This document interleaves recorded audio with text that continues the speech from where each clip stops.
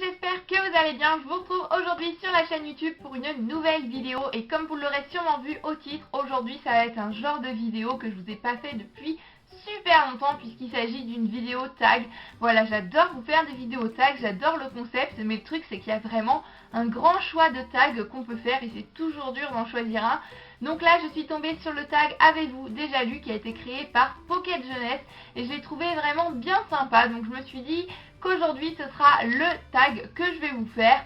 Donc qu'est-ce que le tag Avez-vous déjà lu? C'est un tag qui se compose de 20 questions. Avez-vous déjà lu? Et ensuite il y a divers cas de situation. On doit répondre par oui ou par non. Ensuite on comptabilise le nombre de réponses positives, ce qui nous donne une note sur 20 au test. Donc voilà, on va commencer sans plus tarder ce tag. Avant toute chose, je voudrais faire une petite parenthèse excuse pour la luminosité, puisque le soleil a apparemment décidé de disparaître de ma ville depuis quelques jours. Il fait vraiment tout gris, donc j'attendais désespérément son grand retour pour vous tourner cette vidéo, mais j'ai l'impression que ce n'est pas pour tout de suite. Donc voilà, je m'excuse pour la luminosité si c'est vraiment pas top. Donc trêve de blablatage, on va désormais commencer avec la première question qui est: avez-vous déjà lu toute une journée?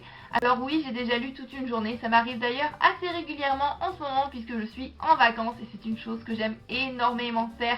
Voilà le genre de journée un petit peu cocooning que je passe blottie dans mon lit ou dans le canapé avec une tasse de thé chaud ou une boisson fraîche s'il fait vraiment trop chaud, à lire un bon livre. Voilà, j'adore ce genre de journée lecture, de soirée lecture, j'aime vraiment beaucoup ça. D'autant plus que quand je lis un livre qui est vraiment très addictif, que j'ai le temps, je vais le finir en une journée et ça peut durer un assez long moment, je peux lire pendant toute une journée et j'aime beaucoup ça. Deuxième question, avez-vous déjà lu tous les livres de votre bibliothèque? Une palle vide, est-ce vraiment possible? Alors non, je n'ai pas lu tous les livres de ma bibliothèque, il m'en reste encore plein à découvrir et je ne pense d'ailleurs pas qu'une palle vide soit possible. En tous les cas, pour moi, ça ne l'est pas. J'aurais toujours envie d'avoir des livres dans ma palle, ne serait-ce que 3-4, au cas où je dois partir en situation d'urgence quelque part, je ne sais pas, et il faudrait que j'emmène des livres pour m'occuper. J'aurais toujours peur de ne pas en avoir, voilà, donc une palle vide. Je ne serais même pas heureuse d'avoir une palle vide puisque je serais consciente du fait que si je dois partir précipitamment je ne sais où, j'aurais pas de livre à emmener et voilà, je répondrai donc non à cette question.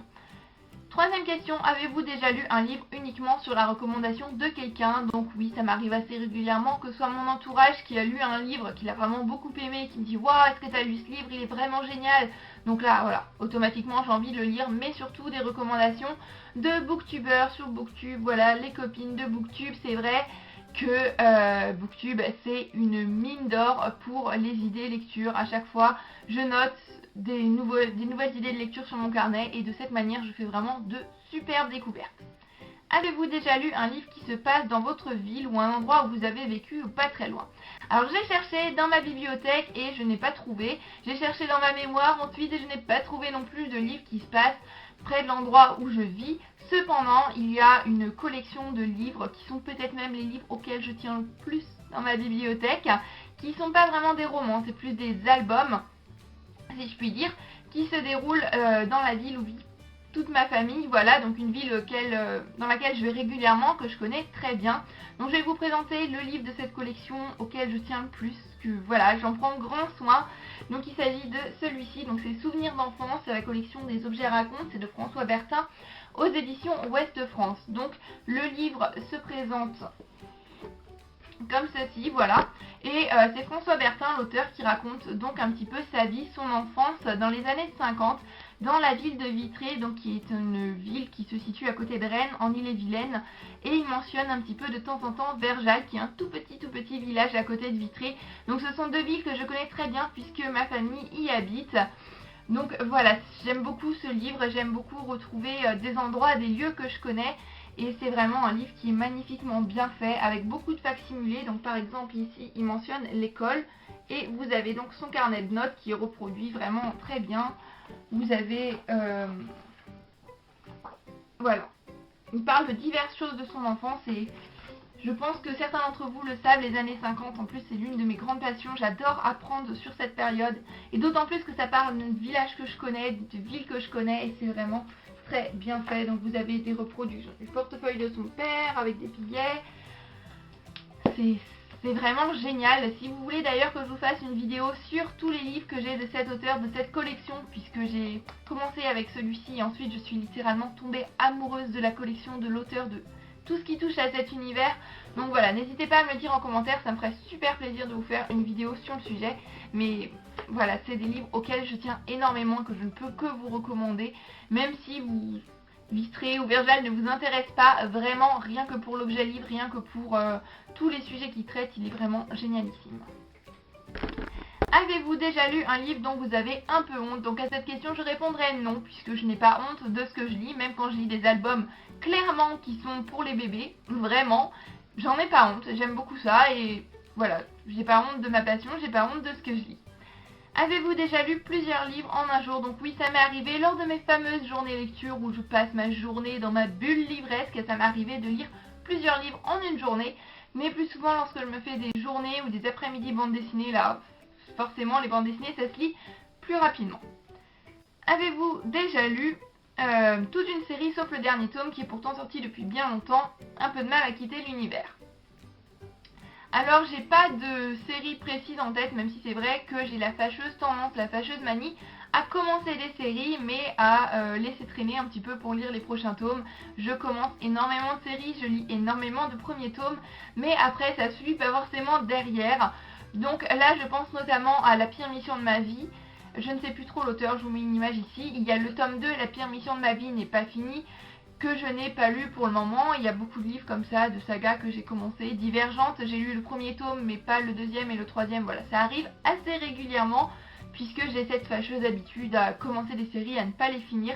Une habitude que je pense beaucoup d'entre vous avaient également, puisque c'est une habitude et une maladie assez répandue dans le monde des passionnés de livres.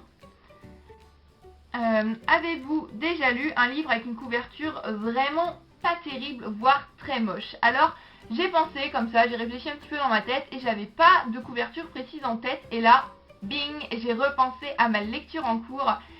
Et voilà, le livre est vraiment très bien, mais la couverture, je la trouve vraiment hideuse. Donc il s'agit de Le secret des abeilles de Sue Monk. D'ici, c'est paru aux éditions À Vue d'Œil. Donc c'est une édition qui est spécialisée dans la parution en gros caractères. Mais il est également paru chez J'ai lu. Donc je vous mets une image ici de la couverture de chez J'ai lu, que je trouve vraiment très belle, très mignonne, très poétique. Et moi j'ai cette couverture là que je trouve juste moche. Enfin, j'ai l'impression que c'est juste une vieille photo de coucher de soleil, je ne sais pas. Je n'aime pas cette couverture, vraiment, je la trouve très moche avec cette espèce de fleurs là, je sais pas. Cette couverture, je la trouve tout simplement hideuse, elle n'est pas belle selon moi. Donc voilà, un livre avec une couverture très moche, je titrerai celui-ci dans cette édition-ci puisque l'édition J'ai lu est très belle. Avez-vous déjà lu un livre Pocket Jeunesse autre que Hunger Games? Donc j'ai choisi La pâtisserie Bliss de Catherine Littlewood. Je vous mets encore une fois la couverture ici. Mais encore une fois, voilà, je n'ai pas lu le tome 2. Encore j'ai cette fâcheuse tendance à commencer des sagas et à ne pas les terminer.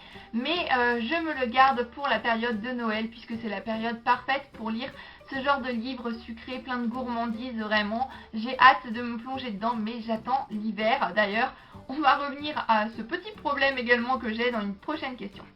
Avez-vous déjà lu en faisant autre chose, la vaisselle, téléphoner à votre mère? Donc, en faisant la vaisselle ou en téléphonant, non, puisque je ne trouve pas ça vraiment très pratique, mais je l'ai déjà fait très souvent en mangeant. Je sais que c'est pas bien, que ça peut salir les livres, mais je l'ai déjà fait très souvent en mangeant, parfois devant la télé, mais c'est pas vraiment en faisant deux choses à la fois puisque du coup je suis pas vraiment à la télé, puis je ne fais plus trop ça en ce moment puisque j'ai un petit peu de mal à me concentrer sur deux choses en même temps. Mon cerveau ne peut faire qu'une chose à la fois, voilà, c'est comme ça. Avez-vous déjà lu à la place de faire autre chose, manger, dormir, etc. Donc oui, ça m'arrive parfois à la place de manger. Je suis tellement captivée dans mon livre que je vais en oublier d'aller manger. Et finalement, je vais aller prendre mon déjeuner à 14 h. Voilà, c'est déjà arrivé. À la place de dormir, ça n'arrive pas vraiment souvent puisque mon corps ne résiste pas. Voilà, quand je suis fatiguée, j'arrive. Même si le livre est très prenant, je vais pas résister à l'envie de dormir.